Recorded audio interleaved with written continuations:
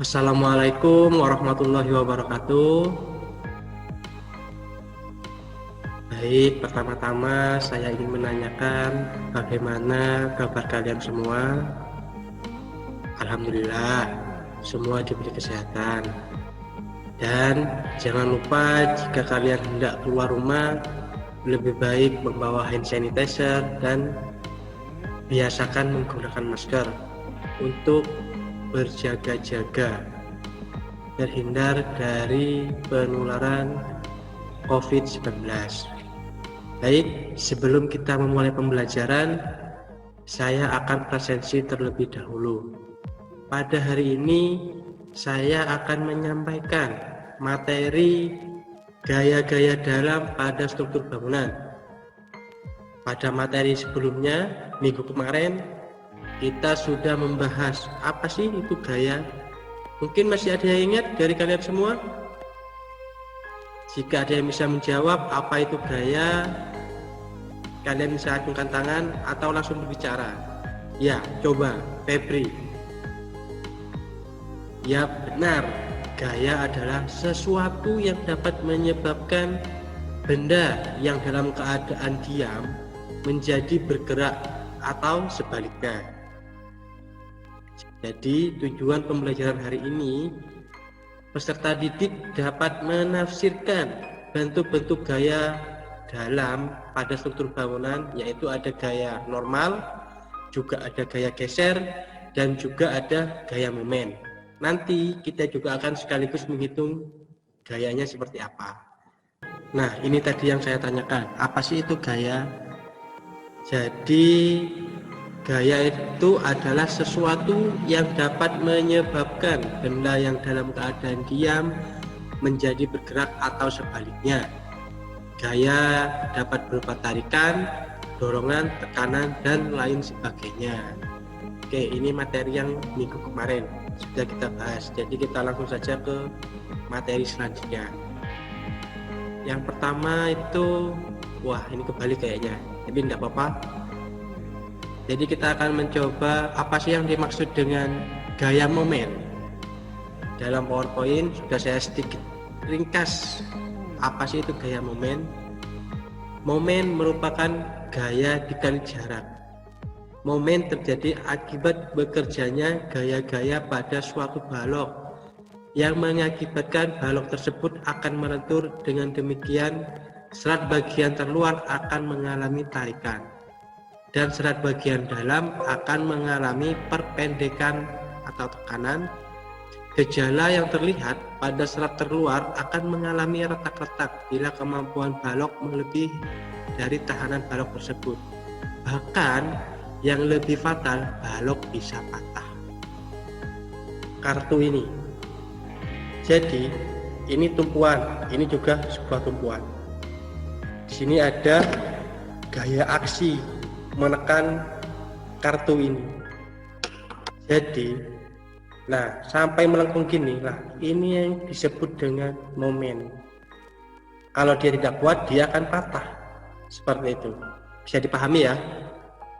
Oke, kita bisa lanjut. Diketahui sebuah gelagar dijepit sempurna di A, B sama dengan ujung bebas. Nah, ini merupakan balok cantilever ya. Bekerja beban terpusat sebesar P1 sama dengan 7 ton. Nah, ini ada P1 sebesar 7 ton dan beban terpusat sebesar P2 sebesar 6 ton. Nah, di sini ada P2, gaya aksinya sebesar 6 ton.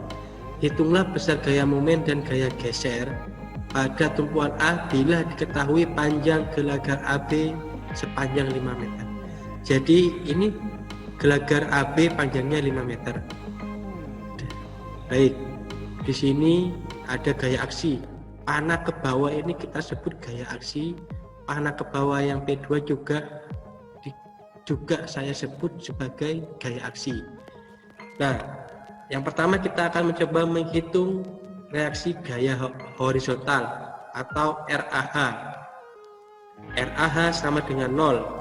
RAH min 0 sama dengan 0. Jadi nilai RAH sama dengan 0 ton. Nah, kenapa tidak ada nilainya atau hanya 0? Karena seperti tadi yang saya sebutkan, gaya horizontal atau gaya normal akan memiliki nilai jika ada gaya aksi yang searah sumbu balok. Nah, di sini ada balok gelagar sepanjang 5 meter. Gayanya hanya terdapat gaya aksi hanya P1 dan P2 dari atas ke bawah secara vertikal, tidak ada gaya secara horizontal. Maka dari itu nilai RAH sama dengan 0 ton. Selanjutnya kita akan menghitung gaya geser atau reaksi vertikal RAV. RAV sama dengan 0. Ini maksudnya RAV sama dengan 0 itu ini merupakan rumus kesetimbangan. Jadi jika ada aksi sebesar 7 ton, maka pasti akan terjadi sebuah reaksi juga sebesar 7 ton, tidak lebih tidak kurang. Contohnya seperti ini. Ini ada ballpoint. Ini saya pegang di bawah. Nah, seperti ini aja sudah sama seperti contohnya. Ini ada ballpoint. Ini kita asumsikan sebuah balok. Dan tangan saya yang ini adalah penjepitnya, kolomnya anggapannya. Ini ada gaya sebesar 7 ton. Nah, dia menekan ke bawah.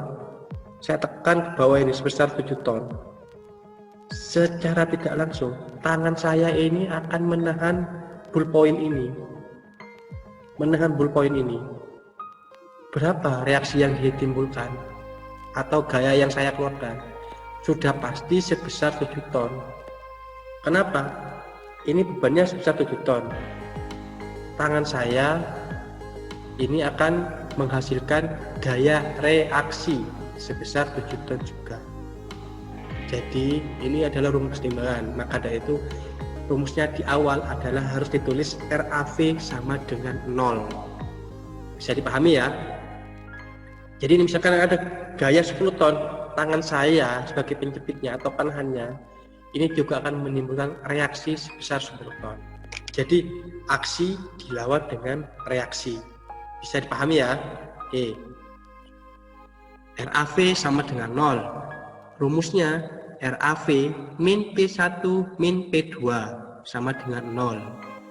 RAV min 7 ton min 6 ton. Oke. Saya coba beri waktu sekitar 10 menit untuk kalian mengerjakan latihan soal pertama ini. Oke, coba kalian kerjakan.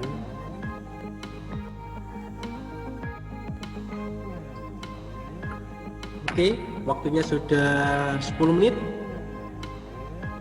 Coba kalian tampilkan satu persatu atau saya cek udah. Saya cek, nanti kalian coba share atau tunjukkan di kamera kalian hasil perhitungan kalian waktu menulis di kertas. Oke. Jadi langkah-langkahnya seperti ini ya. Pertama kalian harus mengerjakan RA-nya terlebih dahulu. Kemudian menghitung gaya geser. Kemudian menghitung gaya momen. Oke. Bisa dipahami ya.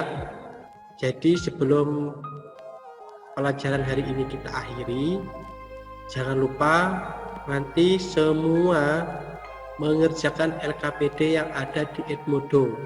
Ada 5 latihan soal dan juga ada 5 latihan uraian.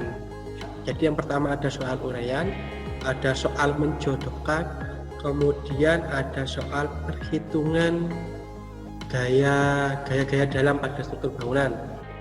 Baik, pada pertemuan kali ini kita akhiri. Sebelum kita mengakhiri pelajaran hari ini, alangkah lebih baiknya kita berdoa menurut kepercayaan masing-masing. Berdoa dipersilakan. Berdoa selesai. Pembelajaran hari ini tentang gaya-gaya dalam pada struktur bangunan saya akhiri. Wassalamualaikum warahmatullahi wabarakatuh.